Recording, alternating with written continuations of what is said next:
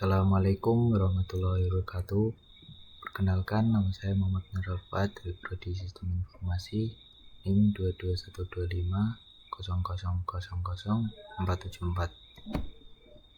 Di sini saya akan mempresentasikan tugas tes dari RPL yang berjudul Studi Kasus Sistem Pemesanan Warung Makan Darien. Pendahuluan latar belakangnya, warung makan Darien merupakan usaha kuliner atau usaha yang saya dirikan sendiri di rumah atau usaha tradisional yang menyajikan berbagai hidangan khas dengan harga terjangkau. Proses pemesanan di warung ini masih dilakukan secara manual melalui antrian langsung atau pesanan verbal pelayanan. Metode ini menimbulkan beberapa kendala seperti antrian panjang saat jam sibuk, kesalahan pencatatan pesanan, ketidakyakinan dalam pelacakan stok bahan makanan, serta kesulitan dalam mengelola data penjualan. Dengan berkembangnya teknologi, sistem pemesanan manual sudah tidak lagi optimal untuk memenuhi kebutuhan pelanggan yang menginginkan kemudahan dan kecepatan. Oleh karena itu, diperlukan sistem informasi pemesanan online yang dapat menyederhanakan proses pemesanan, meningkatkan akurasi data, dan memberikan pengalaman lebih baik bagi pelanggan maupun pengelola warung. Permasalahannya, beberapa masalah utama yang dihadapi warung makan Darien meliputi proses pemesanan yang lambat, kesalahan pencatatan pemesanan, kesulitan manajemen stok, pelacakan penjualan manual, pelanggan tidak bisa memesan jarak jauh. Tujuan dan manfaat: memungkinkan pelanggan memesan makanan secara digital melalui website atau aplikasi. Yang kedua, mengurangi antrean dan kesalahan input pemesanan dengan proses yang terotomatisasi dan memudahkan admin dalam mengelola menu, stok, dan laporan penjualan secara real time. Yang keempat, memberi notifikasi otomatis ke koki saat ada pesanan baru dan ke pelanggan saat makanan siap diantar. Yang kelima, meningkatkan efisiensi operasional dan pengalaman pelanggan. Ruang lingkupnya, pelanggan registrasi mengunduh menu, keranjang belanja, pembayaran turis COD, dan riwayat transaksi. Admin kelola menu, pantau stok, generate laporan penjualan, koki daftar pesanan masuk, update status masakan. Ruang lingkup tersebut memiliki batasan sistem yang berfokus pada pemesanan makanan, bukan delivery, dan pembayaran hanya mendukung QRIS dan COD. Belum integrasi dengan pembayaran digital lain seperti GoPay, OVO, dan lain-lain. Target pengguna, pelanggan, masyarakat umum yang ingin memesan makanan dari warung Darien, admin, pemilik warung atau mengelola operasi harian, koki atau pelayan, memproses pesanan dan menyiapkan makanan. Analisis sistem kebutuhan fungsionalnya: yang pertama, pelanggan; yang kedua, admin pemilik warung; dan untuk koki dan pelayan. Pelanggan, autentikasi pengguna, registrasi akun, login atau logout lupa password. Pesanan, melihat daftar menu dengan filter, menambahkan menu keranjang belanja, mengubah jumlah pesanan atau hapus item dari keranjang, memilih metode pembayaran, konfirmasi pesanan, dan menerima notifikasi kasus. Riwayat transaksi, melihat daftar pesanan sebelumnya atau detail pesanan. Selanjutnya, admin pemilik warung tuh manajemen menu, create, update, delete atau truth menu, termasuk upload foto, harga, deskripsi, kategorisasi menu. Manajemen stok, update stok bahan otomatis saat pemesanan masuk. Notifikasi hampir habis. Laporan dan analisis, generate laporan penjualan harian, mingguan, atau bulanan, ekspor data ke format Excel atau PDF.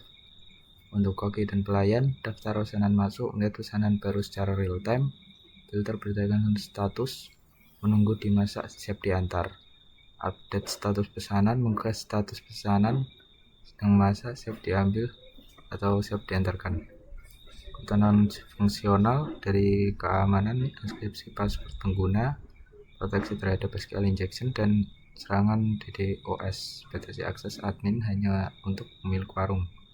Kinerja waktu proses sistem 2 detik untuk 100 plus user bersamaan, database mampu menangani 1000 plus transaksi per hari. Kemudian penggunaan antar muka sederhana, panduan visual, icon jelas, warna kontras, dukungan multiplatform, kompatibilitas, support browser, utama dan perangkat mobil, integritas dengan QRIS, keandalan backup database harian, sistem tetap berjalan jika satu komponen gagal, pemeliharaan kode modular, dokumentasi teknis untuk developer desain sistem, gambaran arsitektur sistemnya. Yang pertama, presentasi layer, platform, website React.js untuk desktop pelanggan, dan mobile app Flutter untuk Android iOS. Fitur UI-nya halaman menu dengan gambaran dan filter, keranjang belajar interaktif, dashboard admin dengan grafik penjualan. Aplikasi layer yang pertama teknologi Node.js dan Express.js, dan fitur utama autentikasi JWT, proses pemesanan dan pembayaran, webhook untuk notifikasi real time. Data layer, database MySQL untuk data transaksional, dan Firebase real time database notifikasi status pesanan ke koki dan pelanggan. Storage OS S3, penyimpanan gambar menunya seperti ini. Lalu matching menu oleh admin. Alurnya admin, dashboard, kelola menu, tambah atau edit, hapus menu, update database, perbarui tampilan pelanggan. Komponen utama sistemnya, komponen front end, back end API, database, real time notif, dan payment gateway. Contoh teknologi React.js, Flutter, Node.js, Express, MySQL, Firebase, dan QRIS API. Fungsi front end, tampilan untuk pelanggan atau admin, backend API, proses logika bisnis dan navigasi, database, menyimpan data transaksi dan menu, real time notif, kirim notif ke koki atau pelanggan, payment gateway, proses pembayaran digital. Diagram interaksi komponen, pelanggan ke aplikasi, front end, kirim request ke backend query, data menu dari MySQL, tampilan ke front end, pesanan dibuat, backend simpan dan pesanan ke MySQL, backend kirim notif ke Firebase, koki terima update di perangkat, admin menu, backend update MySQL, front end pelanggan otomatis refresh. Skalabilitas dan backup, load balancer untuk distribusi traffic, backupnya auto backup MySQL harian ke Google Cloud Storage.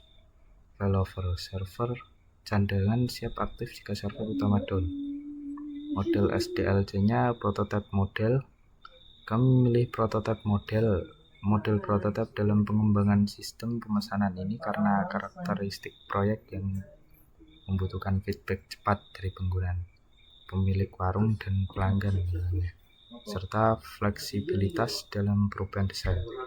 Alasan pemilihan prototype model: yang pertama, cocok untuk proyek kecil dengan kebutuhan dinamis. Warung makan harian merupakan UMKM dan kebutuhan sederhana tapi memerlukan penyesuaian terus-menerus berdasarkan masukan pelanggan. Yang kedua, minimalkan resiko kesalahan desain dengan membuat prototipe awal, misalnya mockup UI atau versi sederhana aplikasi. Pemilik warung bisa langsung mencoba dan memberi masukan sebelum pengembangan penuh. Yang ketiga, cepat diterapkan dengan budget terbatas. Tidak perlu menghabiskan waktu lama untuk dokumentasi detail sebelum melalui coding. Fokus pada fungsi inti, pemesanan dan pembayaran dulu. Lalu literasi. Stakeholder non-teknis. Pemilik warung mudah memahami, pemilik warung bisa lihat uji prototipe visual sehingga mudah memberi masukan. Tahapan SDLC-nya, requirement gathering, wawancara pemilik warung dan pelanggan, quick design, prototipe sederhana, toolsnya Figma untuk UI, mockup plus untuk alur, uji coba prototipe, demo ke pemilik warung dan 5 pelanggan, feedbacknya tombol pesan kurang mencolok, perlu warna lebih terang, revisi dan pengembangan versi beta, perbaikan desain, versi beta dengan fitur inti, uji coba beta dan peluncuran, rollout ke 10 pelanggan aktif, monitoring bug dan tambahan fitur sekunder. Maintenance-nya update harian berdasarkan kebutuhan warung. Perbandingan dengan model SDLC lain, model waterfall cocok untuk proyek ini tidak, alasannya kebetulan tidak bisa dirinci sepenuhnya di awal.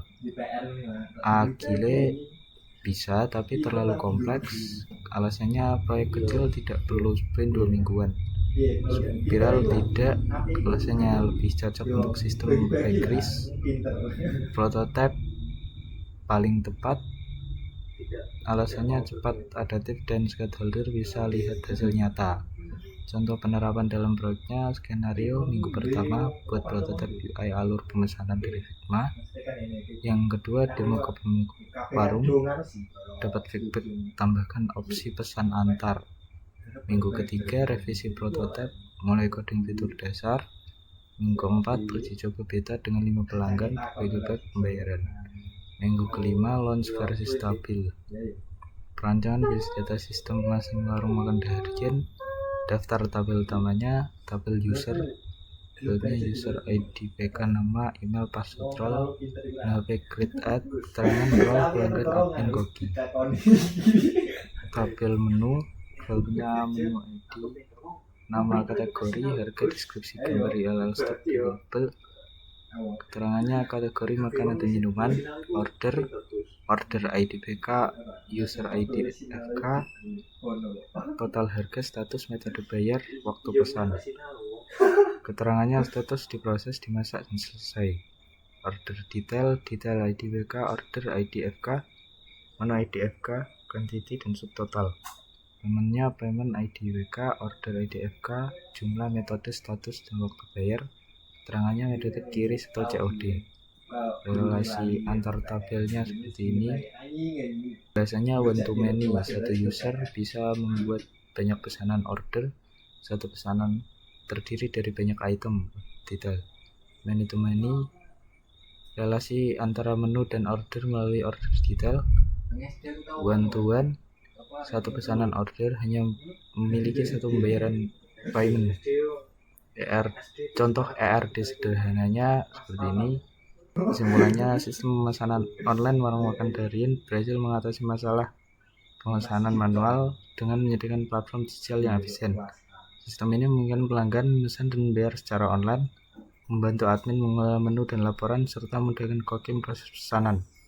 Dibangun dengan arsitektur 3 tier dan database terstruktur, sistem ini aman, cepat, dan mudah digunakan ke depannya.